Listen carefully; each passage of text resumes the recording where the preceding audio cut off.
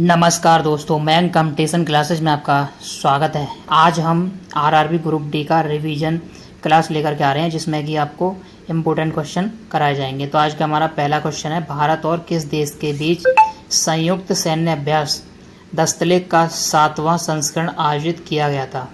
Option number A Kazakhstan, या option number B Uzbekistan, या सी Tajikistan, या ऑप्शन नंबर डी किर्गिस्तान। तो इसका जो राइट आंसर होगा वह उज्बेकिस्तान इसका सही आंसर होगा। जो कि कौन सा संस्करण था? तो ये 7वां संस्करण था, जिसमें दोनों देशों की जो सेना है वह आतंकवादी विरोधी मतलब लड़ने के लिए संयुक्त सैन्य अभ्यास करती हैं। और यह कहाँ पर हुआ था? तो यह गुरुमसराय फील्ड ट्रेनिंग, कहाँ पे हुआ था ये? गुरुमसराय फील्ड ट्रेनिंग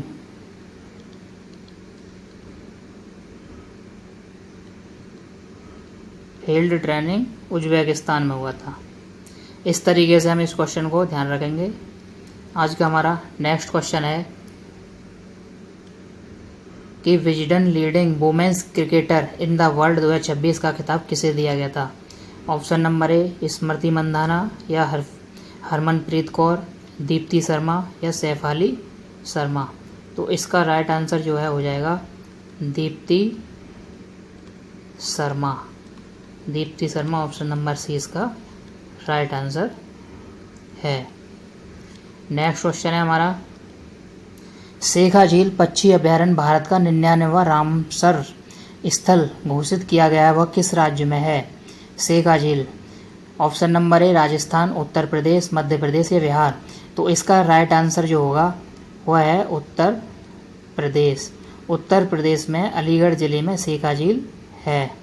किस ज़िले में है? अलीगढ़ ज़िले में है। यहाँ पर पक्षियों का बसेरा रहता है। इसको आप याद रखेंगे। यह 99वीं रामसर साइट है जो शेखा झील अलीगढ़ में है। अगला क्वेश्चन, भारत में चमगादड़ों की सर्वाधिक विविधता कहाँ पर पाई जाती है? मतलब चमगादड़ अजीब तरीके की किस किस जगह पर पाई जाती हैं? तो इसका जो राइट आंसर क्या होगा? Option number A Meghalaya, option number B Paschim Bangal, option number C Assam, और ऑप्शन नंबर डी केरल। तो इसका राइट आंसर होगा option number B Paschim Bangal. Next question, supreme court ने सुरक्षित सड़क के अधिकार को किस अनुच्छेद के अंतर्गत जीवन के अधिकार का हिस्सा माना गया है?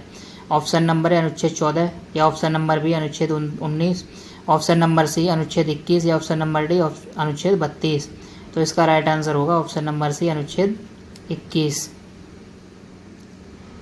इस तरीके से हम याद रखेंगे। अगला क्वेश्चन है, फाइड वुमेन्स कैंडिडेट्स टूर्नामेंट 2026 जीतने वाली पहली भारतीय महिला कौन सी बनी है?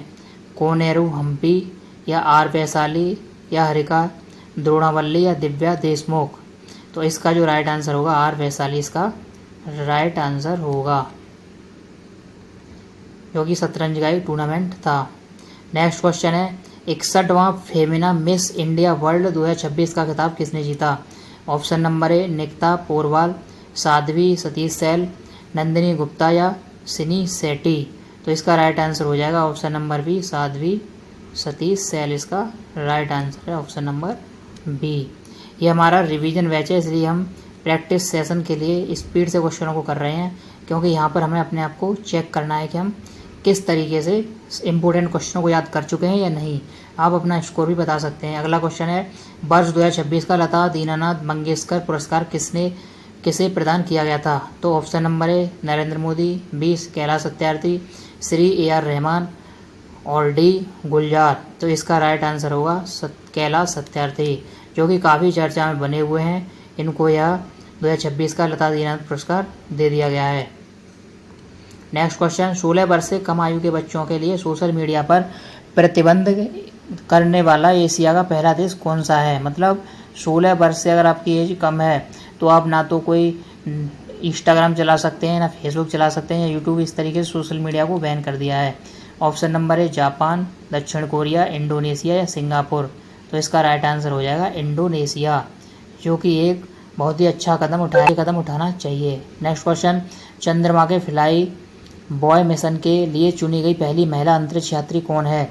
Sunita Williams, Jessica Meir, Christina Koch या Peggy वीटल?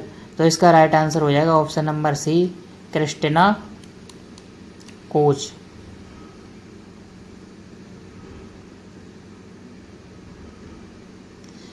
Next question,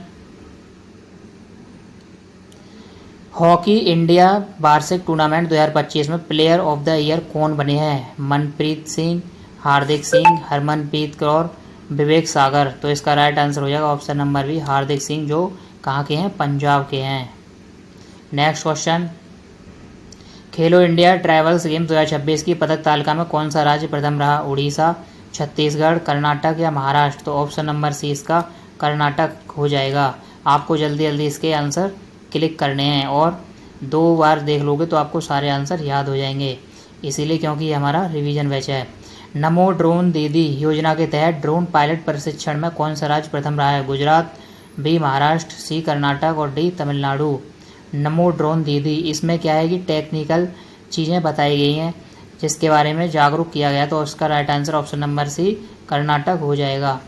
next question, CBI ने डिजिटल अरेस्ट जैसी धोखाधड़ी से बचाव हेतु कौन सा एआई चैट बॉक्स लॉन्च किया है? सुरक्षा, अभय, रक्षा है, सतर्क? जल्दी से आप आंसर दे सकते हैं, तो इसका राइट आंसर है ऑप्शन नंबर बी, क्योंकि लास्ट टाइम पे हमें मोस्ट इंपोर्टेंट क्वेश्चनों का रिवीजन करना होता है और जिसमें देखना होता है कि हमें कोई क्वेश्चन छूट तो नहीं रहा है।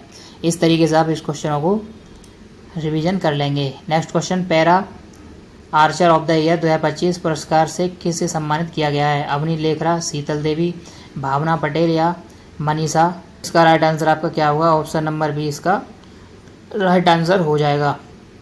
जो हमारे मोस्ट इम्पोर्टेंट करंट अफेयर्स थे, इसमें से आपको जल्दी जल्दी से क्लिक करना है कि कितने आपके। हमारा नेक्स्ट क्वेश्चन है, मानव शरीर में सबसे बड़ी लार की ग्रंथि कौन सी है? मतलब एक तो ग्रंथि होती है, तो ये पूछ रहा है कि लार की सबसे बड़ी ग्रंथि कौन होती है? Option number A parotid, option number B sublingual, सब मैक्सिलरी या पिट्यूटरी? तो आपका जो सही आंसर है वो आपको बताना है कि इसका सही आंसर क्या है। तो इसका राइट आंसर हो जाएगा option number A, parotid. Parotid यह कानों के सामने पाई जाती है। कहाँ पाई जाती है? कानों के सामने पाई जाती है। इससे निकलने वाला एमाइलेज एंजाइम जो स्टार्च के पाचन में सहायक होता है। इससे क्या निकलता है? एमाइलेज, जो स्टार्च को पचाता है। इस तरीके से आपको ये याद रखना है, क्योंकि आरआरबी ग्रुप डी में रेलवे में जो इम्पोर्टेंट क्वेश्चन है उन्हें लेकर के आए हैं। मानव शरीर में यूरिया का निर्माण कहाँ होता है? गुर्दा में, यकृत में, फेफड़े में या प्लीहा में? तो इसका राइट आंसर क्या होगा? इसका राइट आंसर हो जाएगा ऑप्शन नंबर बी, यकृत। मानव शरीर में जो यूरिया का निर्माण होता है वो यकृत में होता है। यकृत में क्या है? प्रोटीन के जो पाचन से NH3 बनती है। क्या बनती है? NH3। प्रोटीन को जब पचाते हैं तो NH3 बनती है, जो कि काफ़ी विषैली होती है। तो यकृत क्या करता है कि इसे NH3 को यूरिया में बदल देता है। किस में बदल देता है? यूरिया में। नेक्स्ट क्वेश्चन, रक्त का सामान्य pH मान लगभग कितना होता है? 6.8, 7.4, 8.2 या 5.6? तो इसका राइट आंसर हो जाएगा 7.4, ऑप्शन नंबर बी। ये क्या होता है? हल्का क्षारीय होता है।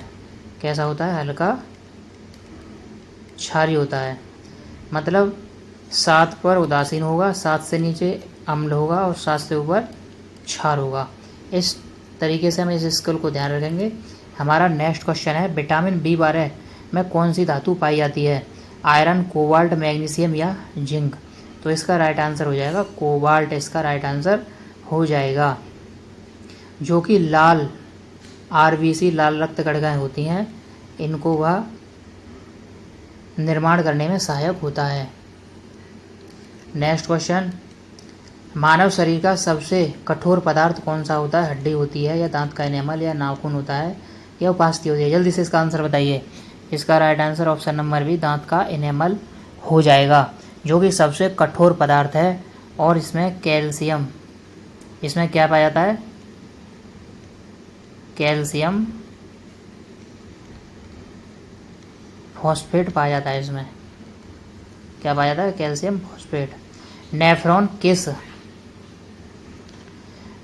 किस अंग की क्रियात्मक इकाई है? यकृत की, गुर्दा की, हृदय की या फेफड़े की? राइट आंसर बताओ इसका क्या है? तो इसका राइट आंसर होगा गुर्दा। नेफ्रॉन जो है किसकी इकाई है? गुर्दे की। तो बताइए गुर्दे में लगभग कितने नेफ्रॉन होते हैं? तो गुर्दे में जो होते हैं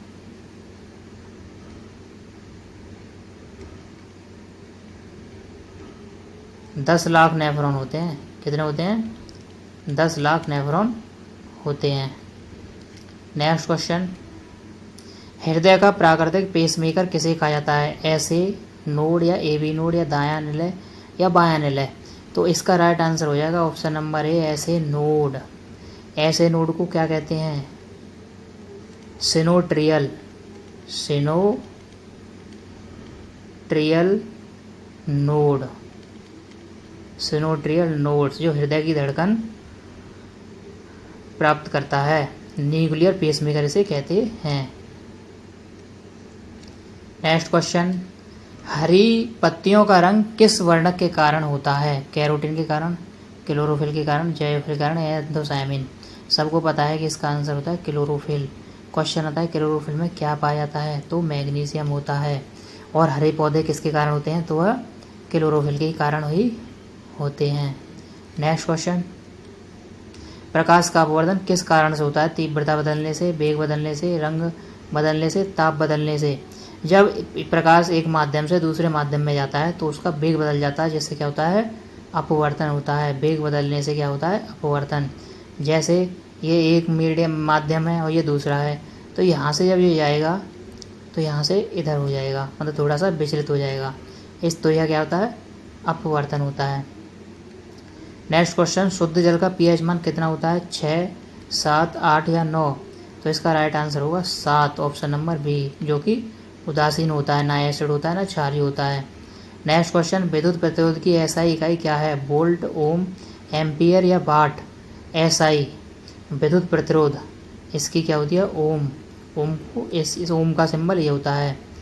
इसका जो होता है V बराबर आई आर, यानी वोल्टेज, आई मतलब एम्पियर, आई मतलब धारा और आर मतलब प्रतिरोध। इस तरीके का इसका फॉर्मूला होता है। नेक्स्ट क्वेश्चन, तांबे का प्रमुख अयस्क कौन सा है? बॉक्साइड, कॉपर पायराइड, हेमेटाइट या गैलेना?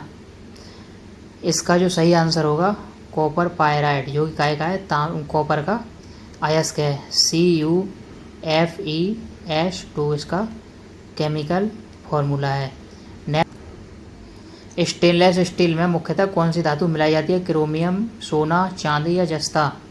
तो इसका जो राइट आंसर होगा वो क्या होगा? ऑप्शन नंबर है क्रोमियम, जो कि 10.5% होती है। और क्रोमियम के कारण ही जंग नहीं लगती। क्या नहीं लगती? जंग नहीं लगती। इसको आपको ध्यान रखना है। नेक्स्ट क्वेश्चन, मानव शरीर की सबसे लंबी मांसपेशी कौन सी है? सार्टोरियस, बाइसेप्स, ट्राइसेप्स या गैस्ट्रोक्लीमियम? तो इसका जो सबसे सही आंसर होगा सार्टोरियस, जो कि सबसे लंबी मांसपेशी है, जो कूल्हे कहाँ पर पाई जाती है? जो हमारा कूल्हा होता है, कूल्हे से घुटने तक, कूल्हे से घुटने तक, जो कि कूल्हे को घुमाने में काफ़ी मदद करती है। नेक्स्ट क्वेश्चन, डीएनए का आकार किस प्रकार का होता है? वृत्ताकार, डबल हेलिक्स, सर्पिल या रेखीय? तो इसका राइट आंसर होगा डबल हेलिक्स। वॉटसन, इस डीएनए की खोज किसने की थी? तो वॉटसन और क्रिक ने की थी इस तरीके से, और ये 1953 में की थी। इस तरीके से हमने मोस्ट इम्पोर्टेंट क्वेश्चन, जो आरआरबी ग्रुप डी के लिए काफ़ी इंपॉर्टेंट क्वेश्चन है, उसकी हमने प्रैक्टिस सेट लगाया। आपको यह 1 से 2 बार करोगे तो सारे क्वेश्चन पहले से तैयार होंगे। अब तो आपकी प्रैक्टिस हो जाएगी, नहीं तो कोई क्वेश्चन छूटता है तो आपको याद हो जाएगा। अच्छे से आपको पेपर दे के आना है और इसी तरीके से प्रैक्टिस करनी है। धन्यवाद।